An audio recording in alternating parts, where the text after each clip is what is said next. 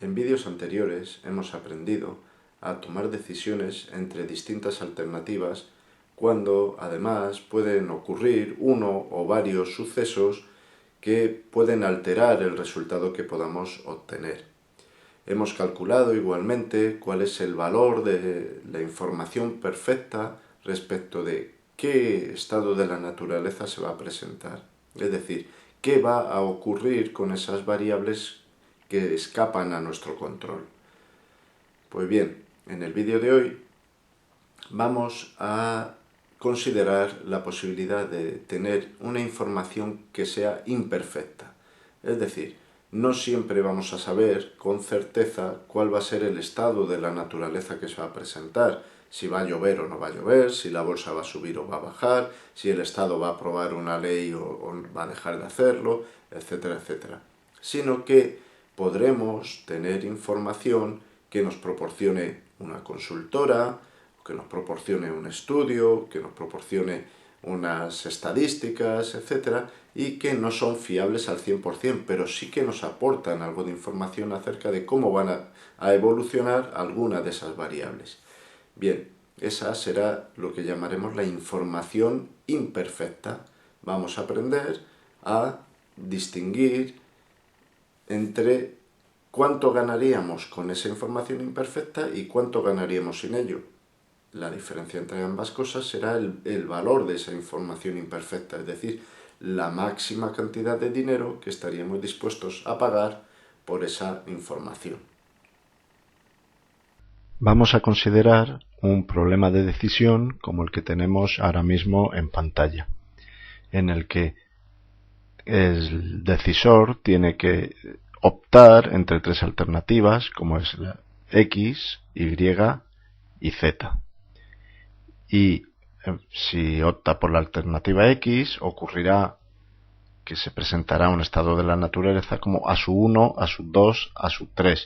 Es decir, que puede suceder algo que escapa a su poder de decisión, algo que ocurre sobre lo cual él no tiene influencia, y se puede presentar cualquiera de esos tres estados.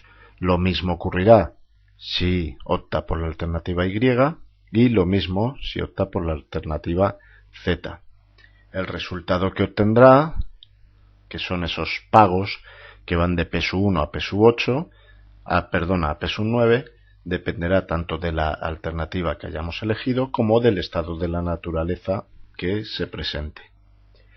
Para plantear si nos interesa o no nos interesa contar con alguna información acerca de ese estado de la naturaleza que se pueda presentar, A1, A2 o A3, vamos a representar el problema siempre de la misma manera. Vamos a poner estudio sí o estudio no, consultora sí o consultora no, etcétera. Es decir, que si optamos por contratar ese servicio, estaremos en la parte superior de este árbol, mientras que si no queremos ese estudio, pues lo que haremos será elegir la mejor alternativa de esas X, Y y Z que hemos analizado, que nos daría el valor esperado monetario de la decisión óptima, pues como hemos hecho en todos los ejercicios de los vídeos anteriores. Ahora bien, si optamos por el estudio, puede ocurrir que el estudio nos diga que B1, es decir, que se va a presentar un determinado estado de la naturaleza. Luego acertará o no acertará, porque recordemos que estamos en un entorno de información imperfecta.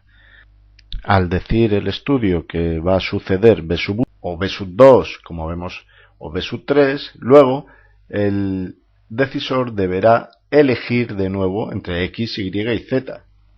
Es la decisión que él ha de tomar, pero antes tiene una decisión, que es la de si quiere el estudio o no lo quiere. Vamos a calcular si lo quiere o no lo quiere, ¿no? Sería el valor esperado monetario con información imperfecta. Si el estudio dice que va a ser B1, como vemos, elegirá entre X, Y o Z y obtendrá los pagos de P1 a P9, exactamente igual que lo habíamos visto anteriormente. ¿Qué es lo que va a cambiar?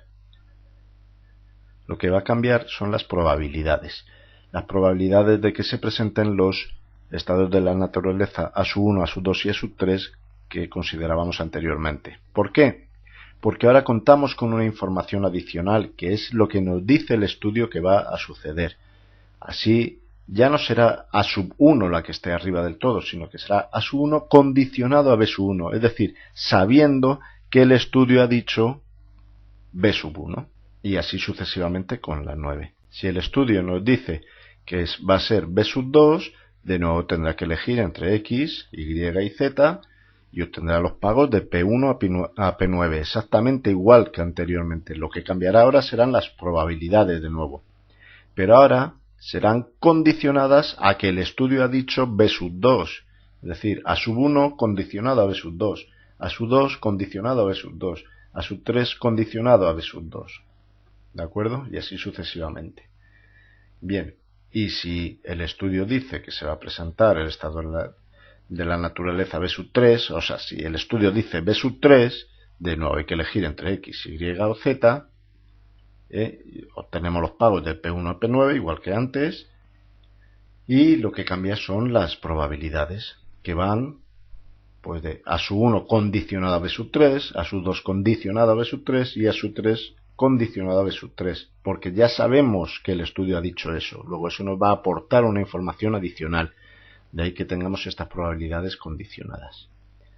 ¿Cuál será el valor esperado monetario con información imperfecta? Pues será el valor esperado monetario de esa rama que tenemos ahí de estudio sí, que será a su vez el resultado de sumar el valor esperado monetario si estamos en la rama del B1 por la probabilidad de que se presente ese B1 más el valor esperado monetario del B2 por la probabilidad de que se presente el B2 más el valor esperado monetario de B3 por la probabilidad de B3. Por consiguiente, la información es muy sencillo de interpretar. Es el valor esperado monetario con información imperfecta menos el valor esperado monetario de la decisión óptima.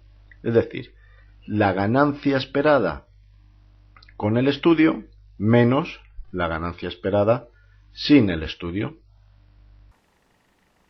Bien, esta es la forma en la que podemos calcular el valor de la información imperfecta. Solamente nos queda, para redondear el estudio de la teoría de la decisión, analizar las distintas posturas ante el riesgo que puedan adoptar los individuos, puesto que con la aplicación del criterio de la maximización del valor esperado monetario, como hemos hecho hasta ahora, estamos suponiendo que los individuos son neutrales ante el riesgo. Sin embargo, en el mundo real observamos que hay individuos que muestran una mayor aversión y otros que muestran un mayor amor hacia el riesgo. Esto lo consideraremos en vídeos posteriores. Hasta luego.